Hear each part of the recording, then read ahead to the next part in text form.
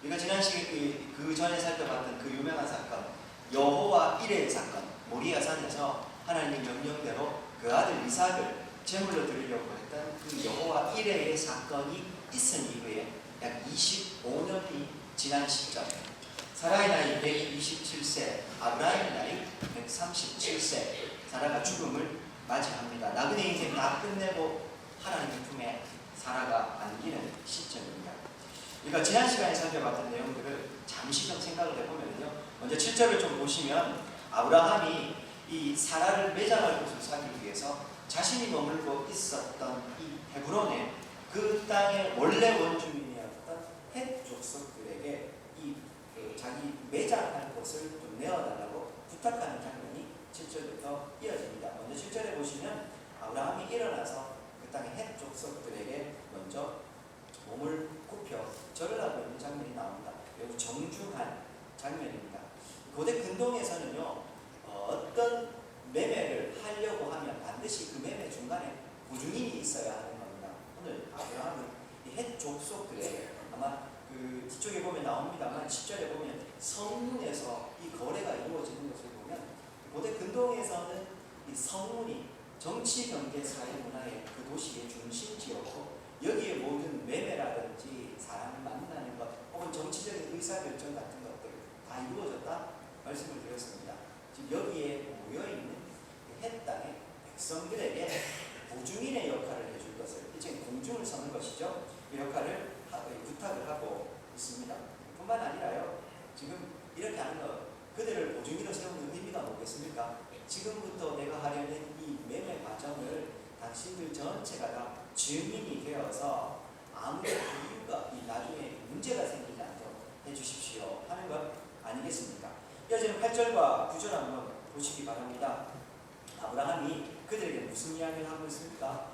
이 밭을 내가 하나 사야 되는데, 특별히요, 내 말을 당신들이 듣고 있다면 나를 위해서 소할의 아들 에브론이 가지고 있는 그 에브론에게 속해 있는 땅, 거기에 있는 막벨라라는 굴을 매장해 주십시오. 그렇게 이야기를 하고 있습니다. 특별히 이 아브라함을 하나님께서 세우신 지도자로 인정했던 그들이었기 때문에 그들은 이 아브라함에게 어떻게 이야기를 했었습니까? 당신이 어떤 것이든 선택하기만 하면 우리가 그것을 무상으로 제공할 용의가 있습니다. 그렇게 이야기합니다. 하지만 아브라함은 그렇게 하지 않겠다. 나는 당신들을 증인으로 세워서 내가 매장할 땅을 적법한 절차로 구매를 하겠다, 매매를 하겠다, 그렇게 이야기하는 장면이 9절까지 8절과 9절 이어지고 있습니다. 충분한 대가를 지불하겠다, 그렇게 이야기를 했습니다. 지난 시간에도 잠시 보여드렸습니다만 그 막벨라 굴, 원래 이 막벨라 굴은 굴을 지칭하는 게 아니라 아마 어떤 지명을 지칭했던 것 같습니다.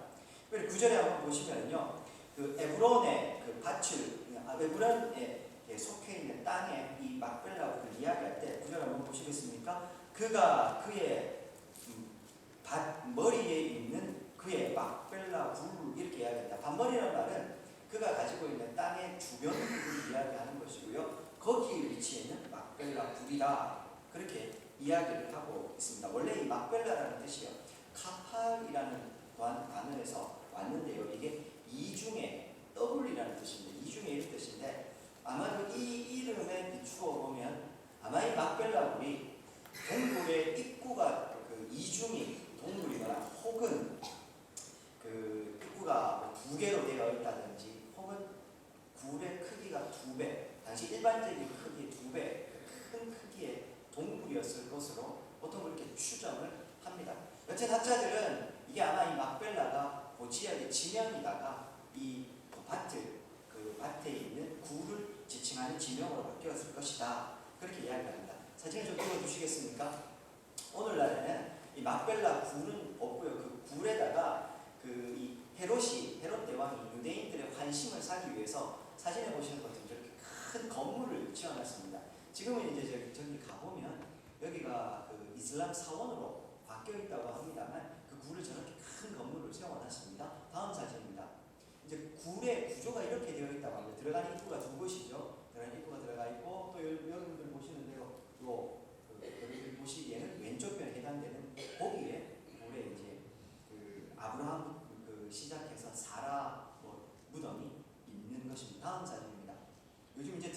보면 저렇게 해서 굴을 들여다볼 수 있게 되어 있다고 합니다. 여튼 지금도 여전히 존재하는 곳입니다. 이스라엘 유목민들이었습니다. 그들의 장례 방식이 좀 독특했습니다. 이전에 제가 예수님 마가복음 설명하면서 잠시 설명을 드렸었는데요. 이 유대인들을 포함하고 있는 이 성경의 시대의 성경의 장소였던 이 근동 지역은 날씨가 굉장히 더운 지역이었습니다. 그러다 보니까요, 누군가 이 장사를 지내려고 하면 시신을 하루 이상 놔두게 되면 금방 부패해버리게 되는 속성이 있었습니다. 그래서 하루 내에 무조건 장례를 지내게 되는데, 문제는 유목민들 아닙니까? 이 유목민들은 가족묘가 따로 있었습니다. 가족묘가 있다는 말은 거기 정해진 장소가 있다는 말이죠. 하지만 유목민들은 자리를 옮겨가면서 이 유목생활을 하게 됩니다. 근데 만약에 멀리 떨어져 있는 곳에서 만약에 죽으면 어떻게 되겠습니까? 옮기는 데 하루가 더 걸리지 않습니다. 그래서 가까이 있다면, 집 근처에서 죽으면 가족묘로 옮기게 되지만, 그게 아닌 경우는 일단은 자신들이 있는 주변에서 최대한 가까운 곳에 동굴이 있는지 찾고, 그것도 안 되면 땅에다가 묻고 돌로 옮고 무더기를 쌓아 놓는다고 합니다. 이 짐승이 당연히 해하지 못하도록 아주 꼼꼼하게 만들어 놓는다고 합니다. 그리고요, 거기에 이제 무덤을 만들어 놓은 다음에 보통 한 2년에서 3년 정도가 지나면 완전히 다 시신이 부패해서 뼈만 남게 되겠죠. 그러면 정한 시간에 가서 그 뼈를 추려가지고 가족묘로 옮겨놓게 됩니다. 혹 가족묘에다가 하더라도요, 처음에는 세마포로 싸서 시신을 그대로 둡니다. 금방 부패하게 되면 그 부패한 시신 다 남고 나서 뼈만 남으면 뼈를 한쪽에다가 모아두게 됩니다. 못 어떻게 되겠습니까? 뼈가 모여있게 되겠죠. 그래서요, 이 조상들의 뼈부터 시작해서 자손들의 뼈가 쌓여있게 되는 겁니다. 그게 바로 성경에서 우리 열왕기 같은 곳에서도 자주 등장하는 표현이고, 역대기에서도 자주 등장하는 표현이 있습니다. 열조에게로 돌아갔다. 그 뼈를 모아서 이렇게 모아놓는 것을 열조에게로 돌아갔다, 이런 표현을 쓰게 되는 겁니다. 어쨌든 이제 그 가족묘 첫 번째로 아브라함이 막벨라 굴을 만들어 놓게 됩니다. 그리고 지난 시간에 살펴봤던 대로 저 막벨라 굴에는 사라, 아브라함, 이삭, 리브가, 야곱, 레아까지 해서 저기에 묻히게 됩니다. 자, 아무튼 이 막벨라 굴을 이제 아브라함이 본격적으로 이 에브론과 이제 흥정을 하면서 사게 되는 과정이 10절부터 이어지고 있습니다. 아브라함이 그 보증인들에게 당신들이 소알의 아들 이 에브론에게 이야기해서 나로 하여금 그 밭을 사게 하십시오, 그렇게 이야기를 합니다. 그러자 10절입니다. 이제 흥정이 시작됩니다. 에브론이 헷 족속 중에 앉아 있더니, 아마 이 표현 때문에요, 이 헷 족속 중에 앉아 있다는 이 표현 때문에 이 에브론도 그냥 단순한 사람은 아니었을 거고, 헷 족속의 지도자쯤 되는 사람이 아니었을까, 유력한 사람이었을 것으로 생각을 합니다. 그가 앉아 있다가 이야기를 합니다. 성문에 들어온 모든 자가 듣는 데서, 공적인 자리란 말입니다. 아브라함이가 말합니다. 11절, 내 주여 그리 마시고 내 말을 들으십시오. 내가 그 밭을 당신에게 드리고 그 속의 굴도 내가 당신에게 드리겠습니다. 그렇게 이야기합니다. 즉, 당신은 나에게 지금 그 밭에 있는 굴만 구하고 있지만 내가 거기 있는 밭까지 다 드리겠습니다. 이렇게 이야기를 하고 있습니다. 어떻게 들으십니까? 에브론이 굉장히 아브라함에게 호의를 베풀고 있는 것처럼 보이시죠? 그런데요, 결론부터 말씀드리면 이게 호의가 아닙니다. 그 히타이트법도 그렇고 당시의 법에 의하면 어떤 일정한 수준의, 우리도 마찬가지입니다. 땅을 소유하고 있으면 그 땅에 맞는 세금을 내게 되어 있었습니다. 그런데 밭이 있고 그 밭에 굴이 하나 있는데 그 굴만 아브라함에게 넘어가면 여전히 그 밭은 에브론의 소유이기 때문에 세금이 자기가 내야 되는 겁니다. 그래서 이 에브론이 이 밭까지 몽땅 다 드리겠다, 그렇게 얘기합니다. 세금 내는 거 내가 안 하겠다, 그렇게 얘기합니다. 그래도 그거 다 공짜로 주는 거 아닙니까? 이미 앞에서 아브라함이 나는 반드시 사겠다고 이야기를 한 상황이었습니다. 더더군다나요, 14절 한번 보시겠습니까? 14절에 에브론이 아브라함 내가 꼭 사겠습니다 라고 얘기하니까 15절에 가서 뭐라고 하니까 땅값을 얼마라고 이야기를 합니까? 은 400세겔, 이렇게 이야기를 합니다. 이게 어느 정도 값어치가 있겠습니까? 은 한 세겔은 당시 아브라함 시대의 노동자들 한 4일 정도의 이 노동의 대가였다고 이야기를 합니다.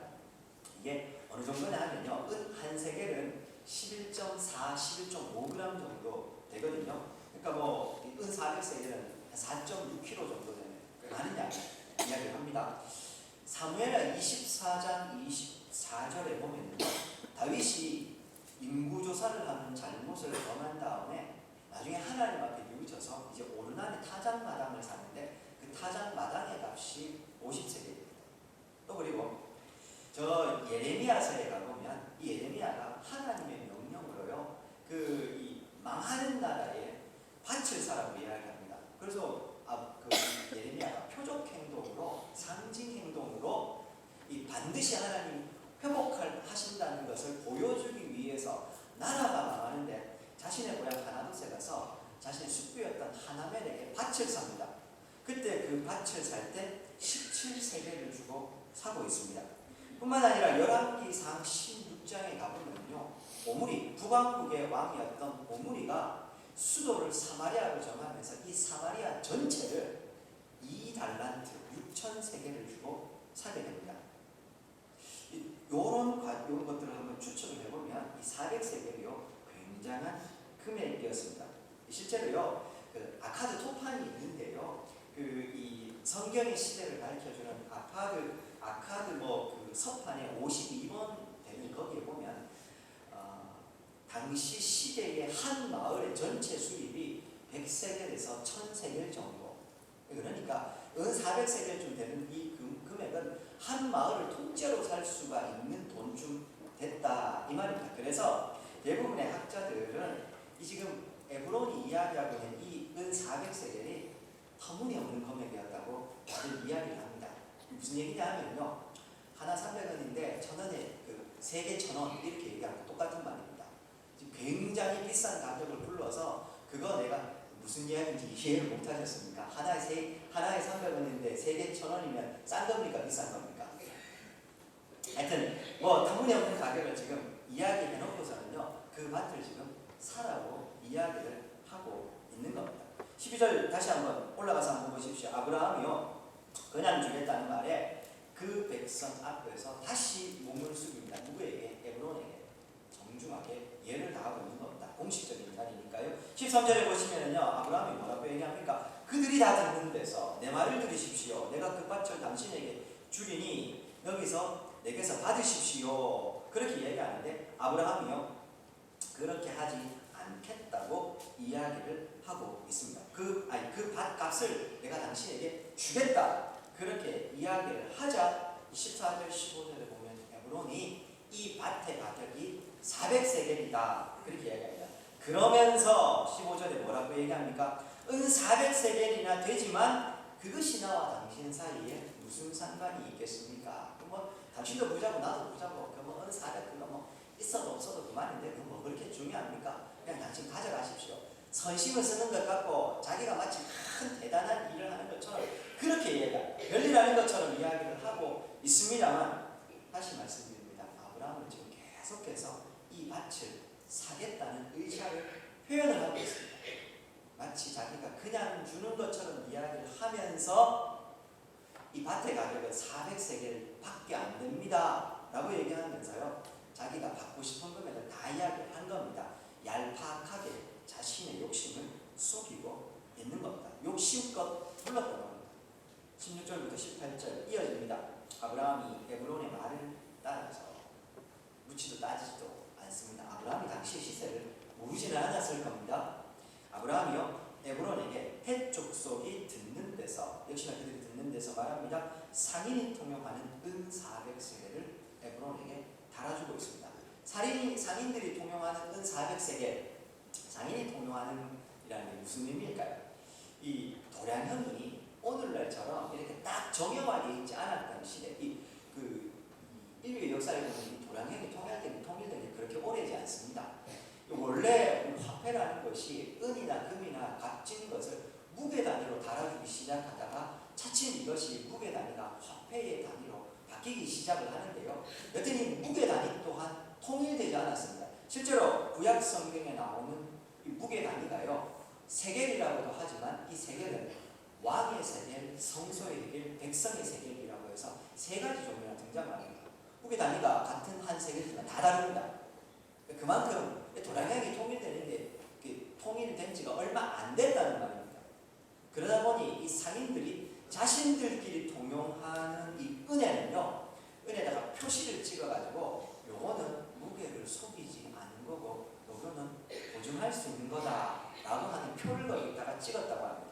아브라함이 지금 임의로 만들어 놓은 금, 은 이런 것도 있겠지만 상인들이 동용하는 공식적인 화폐를 가지고 거래를 하고 있는 겁니다. 글쎄요, 뭐 정확하지는 않겠지만 정확하게 이렇게 딱 맞아 떨어지진 않지만 오늘날 우리를 따지면요, 거래를 하는데 자기 약속표를 끊어준다든지 어음을 끊어준다든지 하는 게 아니고요, 그냥 그 자리에서 현금 가지고 와서 현금 계산 싹 다 해버리는 거 똑같은 겁니다. 완전히 이 거래를 이 공식적인 자리에서 그 뒤탈이 생기지 않도록 마무리를 하고 있는 모습이 이어지고 있는 겁니다. 그리고 18절에 보시면 성문에 들어온 모든 헷 족속이 보는 데서 아브라함의 소유로 확정되었다고 성경은 이야기를 해주고 있습니다. 이어서 19절과 20절에 보면 그 안에 사라를 이 막벨라굴에 장사하는 것으로 오늘 본문이 마무리되고 있습니다. 다른 본문에서요, 뭐 본문은 여기까지입니다만 이 에브론의 얄팍한 욕심, 얄팍하게 속이고 있지만 욕심은 큽니다. 400세겔 되는 돈을 요청을 하고 있고, 아브라함이 바보가 아님에도 불구하고 묻지도 따지지도 않습니다. 그냥 그 요청하는 대로 다 계산을 해버립니다. 왜 이렇게 할까요? 아브라함이 힘이 없어서 그랬겠습니까? 아니요. 그돌라오멜 연합군을 물리치는 모습을 보면 힘이 없지 않았습니다. 그럼 세상 돌아가는 걸 몰라서 이랬을까요? 아니요. 제가 이 성경 본문 속으로 들어가서 내가 아브라함이라면 어떤 마음으로 이렇게 했을까? 나중에 천국 가면 아브라함 할아버지한테 한번 물어봐야 되겠습니다만, 지금 이 성경 속으로 들어가서 한번 생각을 해보면요, 지금 아브라함이 구매하려고 하는 이 막벨라굴, 그리고 그 막벨라굴에 속해 있는 헤브론이라는 곳에 있는 이 밭이 어떤 땅입니까? 60년도 훌쩍 지나서요, 전에 하란에서 아무것도 모르는 아브라함을 하나님께서 불러주신다. 창세기 10장의 이야기입니다. 그리고 60몇 년이 지난 지금까지 하나님께서 때마다 시마다 나타나셔서 그에게 언약을 주셨지 않습니까? 아브라함아, 내가 그 땅을 너한테 주겠다. 네 자손들에게 다 주겠다. 네 자손들 번성하게 하겠다 하셨던 하나님의 약속이 있는 땅이 바로 이 가나안 땅, 그 안에서 있는 이 막벨라 굴, 그리고 그 밭이었던 겁니다. 지금 아브라함이 은 400세겔을 주고 사고 있는 땅은 단순히 그냥 땅 하나를 매매하는 게 아니라 하나님이 주신 언약을 사고 있는 겁니다. 하나님이 자기에게 주신 꿈을 사고 있는 것입니다. 한 걸음 더 나아가면 60년이 넘도록 갈 바를 알지 못하는 나그네 인생을 함께 살아왔던 사랑하는 아내 사라를 위해서 매장지를 구하고 있는 것이니 아브라함의 마음이 오죽했겠습니까? 그러니 터무니없는 금액을 이야기하지만 아브라함은 여기에 대해서 따지지 않는 겁니다. 하나님의 언약은 돈으로 살 수 없는 거니까요. 하나님이 내게 주신 꿈은 물질로는 환산할 수가 없기 때문에 계산하지 않고 그가 달라는 대로 다 주고 거기를 사고 있는 것입니다. 사랑하는 여러분, 돈보다 더 중요한 가치가 이 땅에 있습니다. 우리가 생각하는 명예보다 더 중요한 가치가 이 땅에 있지 않습니까? 은 400세겔이 터무니없을지라도 하나님의 꿈보다 그것이 더 소중하지는 않을 것입니다. 우리는 어떤지 잘 모르겠습니다. 부르심의 자리에서 하나님의 나라 세워가자고 합니다. 그 하나님의 나라는 모든 성도의 유일한, 또 그리고 모든 성도의 공통의 목적이고 삶의 의미입니다. 오늘 우리가 살아가는 것은요, 이 땅에서 잘 먹고 잘 살기 위함이 아니지 않습니까? 이 땅에서 천국을 누리고 하나님 계시는 저 천국에 가기 위해서 살아가는 것 아니었습니까? 그렇지 않습니까? 주께서 그 하나님 나라를 위해서 나를 불러주셨고 내 부르심의 자리에서 하나님 나라를 세워가야 됩니다. 즉 하나님의 통치가 우리의 가정에서, 교회에서, 일터에서 이루어지도록 하기 위해서 오늘도 우리는 살아가고 있습니다. 그러면 그 하나님의 나라를 세워가기 위해서 부르심의 자리에서 살아갈 때 하나님 나라보다 더 중요한 가치는 우리에게 있어서는 안 될 겁니다. 그래서 묻고 싶습니다. 하나님의 나라를 그 어떤 가치보다 중요하게 여기고 살아가고 있습니까? 돈보다, 명예보다, 때때로 내 자존심보다 하나님의 나라를 더 귀중하게 여기고 그것을 더 존귀하게 생각하는 최고의 가치를 여기고 살아가고 있습니까? 하나님의 나라를 위해서 기꺼이 내 자존심도 내려놓고 돈도 손해보고 명예도 손해보고 살아가고 계십니까? 사랑하는 여러분, 조금만 손해를 봐도 한 발도 양보하지 않으려고 하는 것이 죄 있는 인생의 본성입니다. 아무리 하나님의 나라를 위해서 내 부르심의 자리에서 살아간다고 하지만 내 자존심이 꺾이면 한 발도 양보하지 않으려고 하는 것이 어쩌면 우리들의 연약한 모습일지도 모르겠다. 그런 생각합니다. 돈은 절대로 손해볼 수 없는 겁니다. 다른 건 다 손해보겠는데 난 돈 한 푼도 손해볼 수가 없어. 그러고 살아가는 겁니다. 하나님의 나라보다 돈과 명예가 우선하고 있으면 나에게 무엇이 더 중요한 것인지 다시 생각해 보아야 할 겁니다. 사랑하는 여러분, 우리가요 하나님의 나라를 최우선의 가치를 여기지 않고는 이 땅에 하나님의 나라는 임하지 않습니다. 우리의 삶에 하나님의 나라는 이루어지지 않을 것입니다. 사랑하는 여러분, 성도들 사이에요 주일날 이렇게 만나면 좀 져주십시오.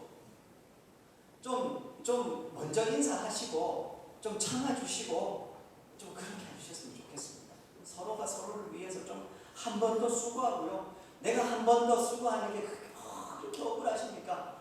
우리 교회에서 하나님의 나라를 세워가는데 내가 그 정도 수고한다고 해서 뭐 큰일 날 일이 있습니까? 내 자존심 한번 숙이면 되지 않습니까? 그렇지 않습니까?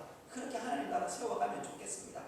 뱀처럼 지혜롭게 세상 속에서 살아야 됩니다. 무조건 손해보고 바보같이 살라는 이야기가 아닙니다. 그러나 그럼에도 불구하고 이 땅을 살아가는 중에 하나님 부르심의 자리에서 살아가다가요 이것이 주의 나라와 의를 위해서 필요하다고 생각하면 좀 져주시고 손해도 봐도 되지 않겠습니까? 이웃들 사이에서, 직장 동료 사이에서 나는 어떤 사람입니까? 한 푼도 손해보지 않고 하나도 손해보지 않는 사람. 내가 하나 했으면 너도 하나 해야 되고 내가 한 번 양보하면 너도 한 번 양보해야 되고 그런 사람 아니었습니까? 교회의 재정 운영 어디를 향하고 있는지 늘 고민하고 생각을 해야 합니다. 그래서 이 재정의 방향이 하나님 나라를 향하지 않으면 다시 돌이켜야 하는 겁니다. 조심스럽지만요.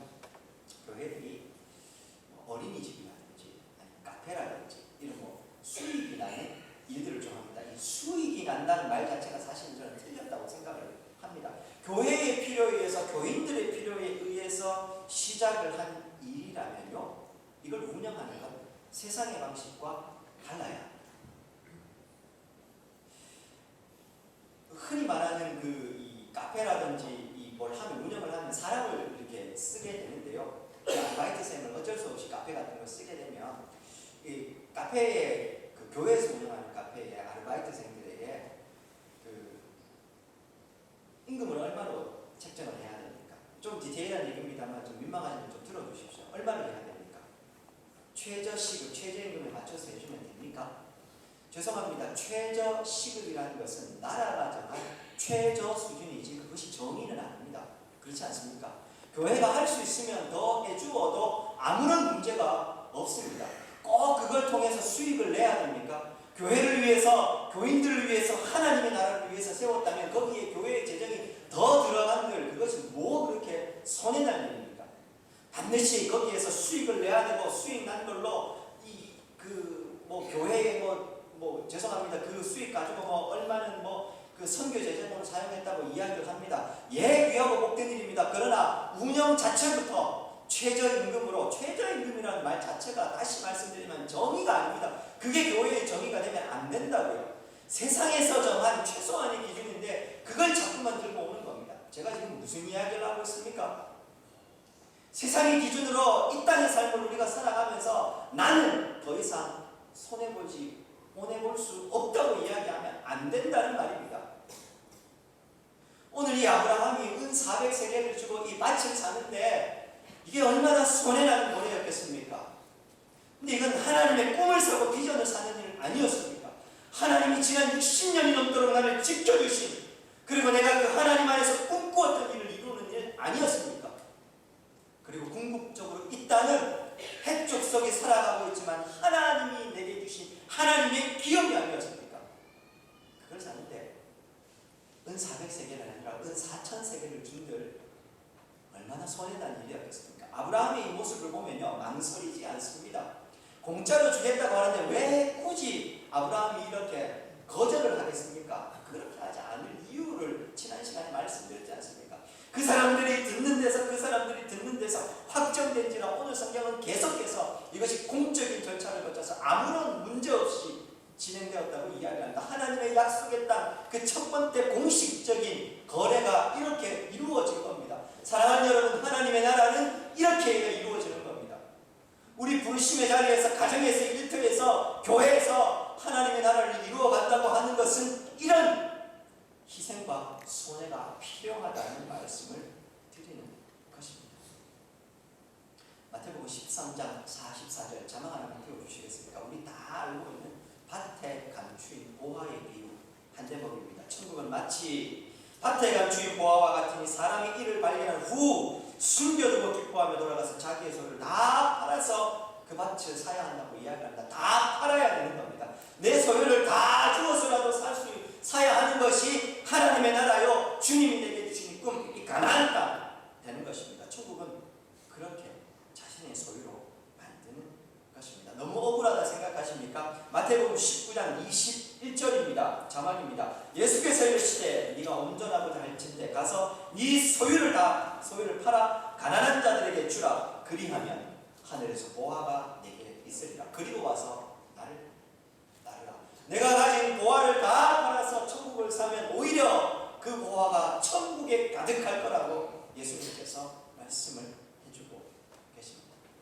너무 손해보는 것 같고 그렇게 살면 내가 지금까지 쌓아놓은 거 다 사라질 것 같으십니까? 한 구절 더 있습니다. 마태복음 6장 33절. 그런즉 너희는 먼저 그의 나라와 그의 의를 구하라. 그리하면 무엇을요? 이 모든 것에는 우리가 주의 나라와 의를 위해서 내려놓았던 돈도 명예도 다 포함되지 않겠습니까? 이 모든 것을 너희에게 더하시리라. 천국은 그렇게 사는 겁니다. 천국은 그렇게 구해가는 겁니다. 사랑하는 여러분, 우리의 것을 다 내어주지 않으면 안 된다는 겁니다. 세상의 관점으로 보면 오늘 아브라함은 이만저만 손해가 아닙니다. 그러나 하늘의 관점에서 보면 아브라함은 손해본 게 아니라 엄청난 이 유익을 얻은 것 아니었습니까? 지금 아브라함이 사고 있는 이 땅은 세상의 가치로는 환산할 수 없는 어마어마한 하나님의 언약이 있는 땅, 그것이었습니다. 이 땅, 이 막벨라를 사고 나서 가장 소박한 이유로는요, 가장 소박한 작은 유익이 뭐겠습니까? 사라 이후에 아브라함 자신과 그의 믿음의 족장들이 여기에 묻히는 그런 장소가 됩니다. 뿐만 아니라요, 그 이후에 이 가나안 땅, 약속의 땅을 사게 되는 일이 벌어지고 있지 않습니까?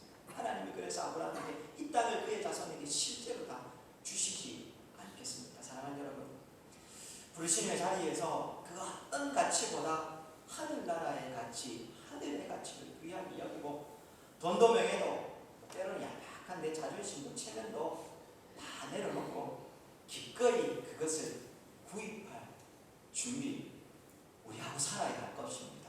그렇게 살아가는 우리 성도님들이 됐으면 합니다. 말씀을 맺겠습니다.